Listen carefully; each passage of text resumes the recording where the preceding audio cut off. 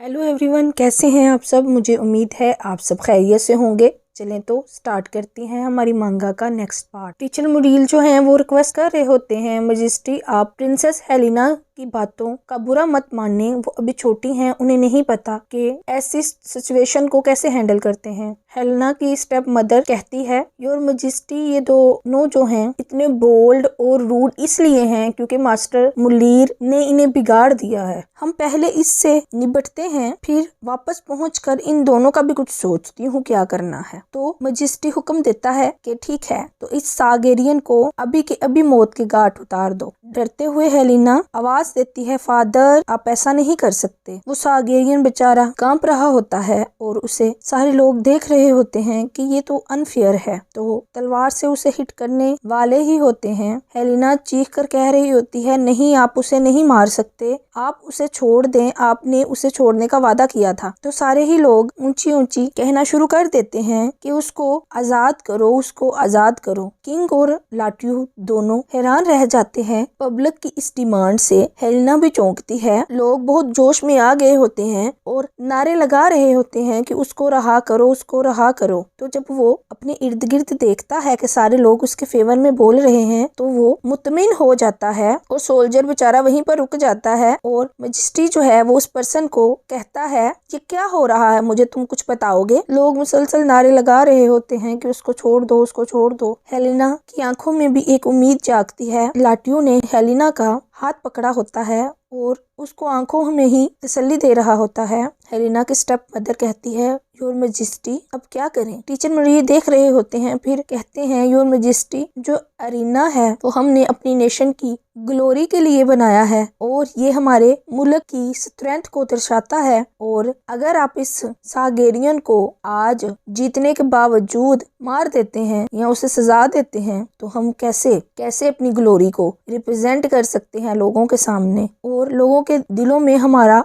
जो प्यार है वो कम हो जाएगा और वो सोचेंगे कि हम रहम बिल्कुल नहीं करते और हम नाइंसाफी करते हैं, तो आप लोगों के दिलों में अपना प्यार खो देंगे और लोग आपके इस नाइंसाफी को हमेशा याद रखेंगे और वो कहेंगे कि ये जो किंग है वो बिल्कुल भी दयावान नहीं। और किंग गुस्से से देख रहा होता है कि कह तो ये सही रहा है, अब क्या करूं। तो फिर मुड़ते हुए कहता है, ठीक है उसे छोड़ दो। खुशी से हेलिना लाट्यू के गले लगते हुए कहती है, ओ यस हमने उसे छुड़ा ही लिया, और खुश हो रही होती है। और उसका बाप और उसकी माँ उसकी तरफ देख रहे होते हैं। टीचर मुनीर कहते हैं, जो आपका हुक्म मजिस्ट्री, और उसे रहा कर दिया जाता है और सारे ही लोग उसको चीयर्स कर रहे होते हैं। फिर वो सूरज की तरफ देखता है और फिर वो वहाँ से चला जाता है। हेलिना और लाट्यू ये देख रहे होते हैं। हेलिना खुशी से कहती है, लाट्यू शुक्र है कि उसे सजा नहीं हुई और हम अपनी बात मनवाने में कामयाब रहे, तुम परेशान ना हो, अब वो अरीना में कभी भी नहीं लड़ेगा और वो आजाद है। तो लाट्यू कहता है, वो कभी भी एक फाइटर नहीं रहा था, वो तो एक शहरी था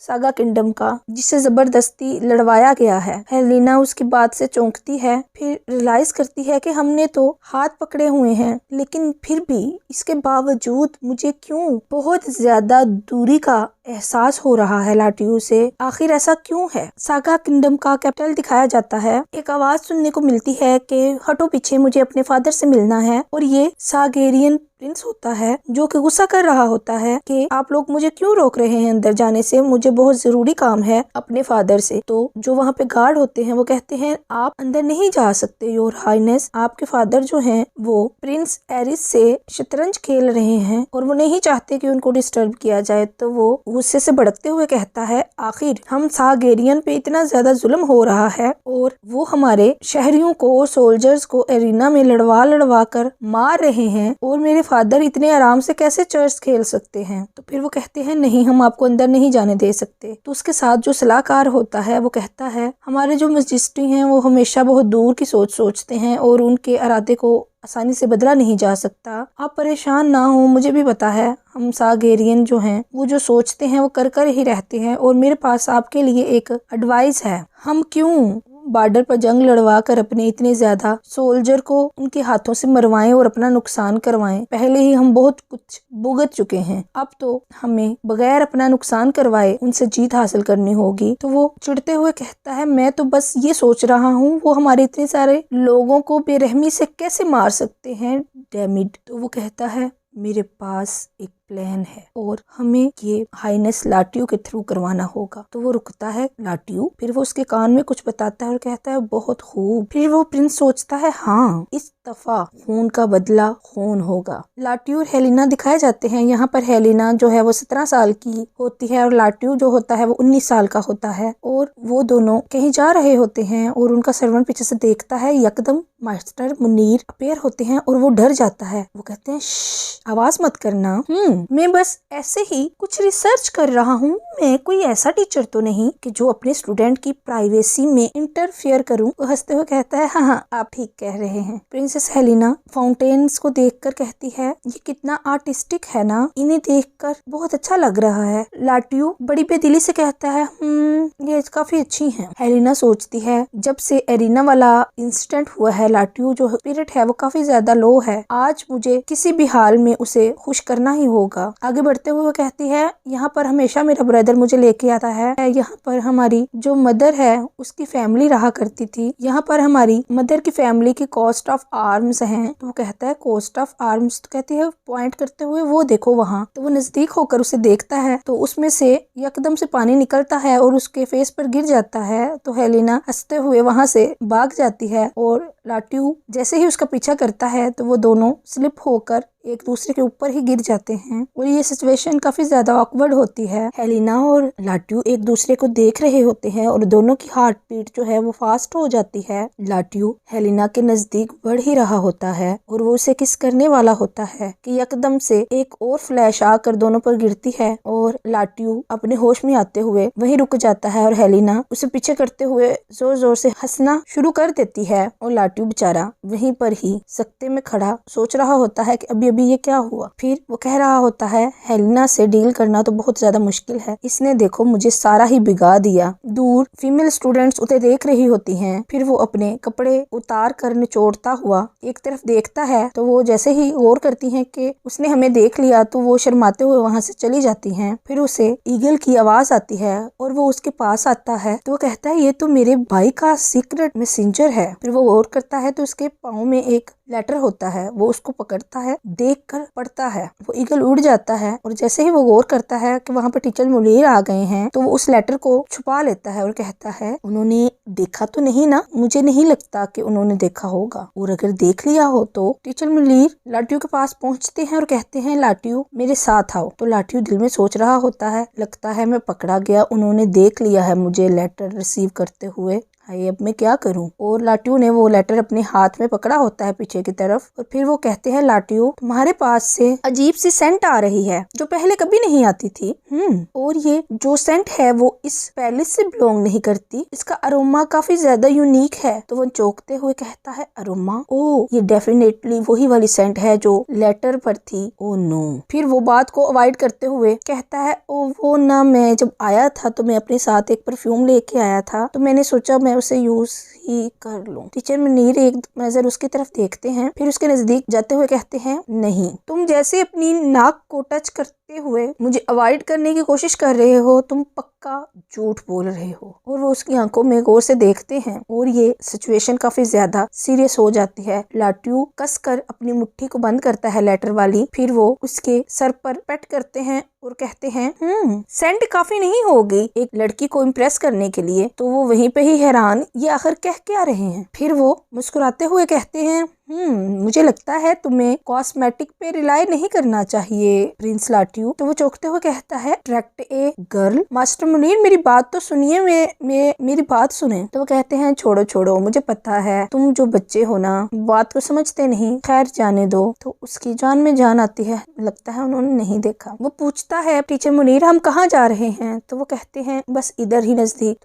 कहता है नजदीक, ये तो रॉयल सेमेट्री है ना। तो वो चलते हुए उसे बातें बता रहे होते हैं। फिर कहते हैं देखो इन सूखे हुए गोल्डन पत्तों को, सारा ग्राउंड इनसे भर गया है और ये सूरज की तरह चमक रहा है, जैसे प्यार हमेशा रोशन और चमकदार रहता है। तो वो कहता है टीचर मुनीर की बातों में आज बहुत ज्यादा दुख लग रहा है और लगता है कि वो उस प्लेस पर फ्रिक्वेंटली विजिट करते हैं। टीचर मुनीर अपने पास से एक फ्लावर निकालते हैं और एक जगह रखते हुए मायूस हो जाते हैं। फिर आंखों को बंद करते हुए कहते हैं लाटियो, अगर तुम किसी ऐसी लड़की से मिलो जिससे तुम्हें मोहब्बत हो जाए तो उस पर गिव अप मत करना इजीली। तो वो अपने किसी फ्लैशबैक में चले जाते हैं और कहते हैं अगर तुमने उसका हाथ छोड़ दिया और तुमने उसे जाने दिया तो फिर तुम कभी भी उसकी स्माइल को नहीं देख सकोगे, उसकी वार्मथ को महसूस नहीं कर सकोगे। तुम्हें बहुत सारी रातें अकेले गुजारनी पड़ेंगी और तुम बस उस इंसान को ड्रीम्स में ही देख सकते हो। अपने अकेलेपन को खत्म करने के लिए तुम सिर्फ ख्वाबों के सहारे ही जिंदा रहोगे और वो पर्सन जो चला जाएगा तुम उसे कभी भी हासिल नहीं कर सकोगे और सिर्फ हमेशा हमेशा के लिए रिग्रेट करते रह जाओगे। लाटियो, तुम ऐसा दोबारा मत होने देना। तुम उसकी स्माइल को हमेशा अपनी आंखों से देखना और उसे हमेशा अपने पास रखना। ईस्टर्न इंपीरियर दिखाया जाता है। किंग नेहा बैठा एंजॉय कर रहा होता है और माहौल काफी ज्यादा रंगीन होता है और उसने सभी को वही वाला लिबास पहनाया होता है जो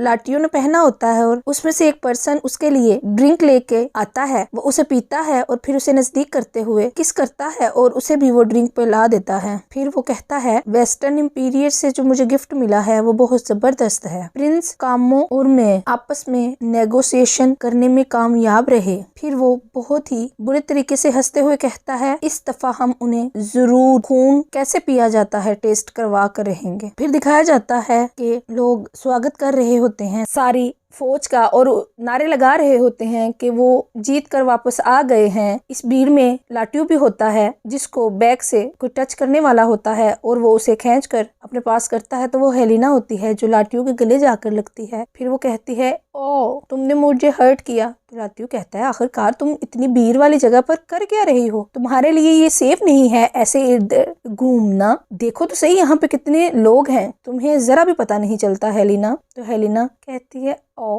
लगता है मैंने तुम्हें परेशान कर दिया और मुझे तुम ये बताओ तुम मुझे बगैर बताए यहाँ पे क्या कर रहे हो। फिर वहाँ पे बड़ा सा स्टैचू दिखाया जाता है जो कि गोल्ड से बनाया हुआ होता है और वो कह रहे होते हैं ये जो स्टैचू है ये गिफ्ट है किंग नेहा की तरफ से, ईस्टर्न इंपीरियर से ये आया है। लाटियो उसे देखते हुए कहता है ओह ये उसके स्टाइल को काफी सूट करता है। फिर हेलिना को एक पर्सन दूर से ही वेव करता है और हेलिना उसे देखती है। फिर लाटियो उसका हाथ पकड़ता है और कहता है मेरे पीछे रहो। फिर बहुत सारे कैदी दिखाए जाते हैं जो जंजीरों में कैद होते हैं और उन्हें घसीटा जा रहा होता है और उन पर तशद्दुद किया जा रहा होता है और उन्हें कोड़ों से मारा जा रहा होता है। लाटियो उसे रोकते हुए कहता है मैंने कहा रुक जाओ। तो उनमें से एक सोल्जर कहता है आखिरकार ये ब्राड कहाँ से आया है और फिर पीछे से कहता है आखिर यहाँ पे हो क्या रहा है। तो वो कहता है लॉर्ड गाउस ये जो सागेरियन है एवं पंगा लेता रहता है हमारे किसी न किसी काम पर, ये हमें अपना काम करने से रोक रहा है। तो फिर वो उसे डांटते हुए कहता है आखिरकार तुम हाइनेस लाटियो और हेलिना के सामने कैसे ऐसे बात कर सकते हो, तुम में जरा भी मैनर्स नहीं। तो हेलिना सोच रही होती है ये हमारे सामने रिस्पेक्ट पेश कर रहा है, लगता तो नहीं इनके कारनामों से कि ये बहुत रिस्पेक्टफुल पर्सन होंगे। तो कहता है योर हाइनेस अब आप ये मत कह दीजिएगा कि मुझे इन सबको भी रहा करना होगा, ये सारे वार में पकड़े गए हैं। तो हेलिना कहती है अच्छा तो ये जो चिल्ड्रन है और बूढ़े लोग हैं ये भी तुमने वार में पकड़े हैं लड़ते हुए, कैसी बातें कर रहे हो तुम, ये सरासर इन पर्सन्स पर ज्यादती है जो कमजोर हैं। फिर वो एक बच्चे को ऊपर उठाते हुए कहता है हाँ अगर आज इन कमजोर और लाचार लोगों को छोड़ दिया जाए, इनमें से जो एक ये बच्चा है ये बड़ा होकर हमारे हजारों सोल्जर्स की मौतों का बाइस बनेगा। और वो उसे मार देता है और लाटियो ये देखता रह जाता है और वो ब्लड जाकर लाटियो की चीख पर गिरता है और हेलिना चीख कर कहती है आखिर ये तुमने क्या किया। फिर वो सारे लोग ऊंची ऊंची रोना शुरू हो जाते हैं जो कैदी हैं और उनमें से एक पर्सन कहता है जो इनके साथ मिला होता है कि अब ये हमारे मजिस्ट्री को थ्रेटन नहीं कर सकते और उन्हें कोड़े मार रहा होता है। फिर वो पर्सन दिखाया जाता है जिसकी लाश को इन्होंने फ्लावर पर सजा कर रखा होता है लोगों को तैश दिलाने के लिए। फिर वो कहता है योर हाइनेस लगता है आप समझ गए नहीं होंगी कि आपकी जिंदगी कितनी ज्यादा कंफर्टेबल और केयर फ्री है सिर्फ हमारी वजह से, कि हम अपनी जानों को बॉर्डर पर दाव पर लगाते हैं ताकि आप चैन की नींद सो सके। हमारे ये एक्शंस आपको क्रूअल जरूर लग रहे होंगे, लेकिन ये सब आप लोगों की हिफाजत के लिए है और ये जरूरी है। वो लाटियो उसकी बात पर जिच रह जाता है और वो वहाँ से चला जाता है। लाटियो और हेलिना वापस आ रहे होते हैं। हेलिना लाटियो का हाथ पकड़ने की कोशिश कर रही होती है, फिर उसकी तरफ देखती है और उसे कहती है मुझे लगता है मुझे चलना चाहिए, हम सुबह मिलेंगे। फिर वो कहती है मैं जब भी एक कदम लाटियो की तरफ बढ़ाती हूँ तो मैं हजारों कदम उससे दूर धकेल दी जाती हूँ। आखिर इन दो नेशंस में इतनी दूरी क्यों है और हम दोनों के रास्ते मुझे नहीं लगता कि एक होंगे। मुझे लगता है फ्यूचर इससे भी ज्यादा खौफनाक होगा। फिर वो बैग की तरफ देखते हुए कहती है मैं कहीं पर भी खड़ी इसकी तरफ देखूं मुझे नहीं लगता कि ये पलट कर मेरी तरफ आएगा। और ये पार्ट यहीं पर ही खत्म होता है। अपना बहुत ज्यादा ख्याल रखिएगा। Take care, bye bye.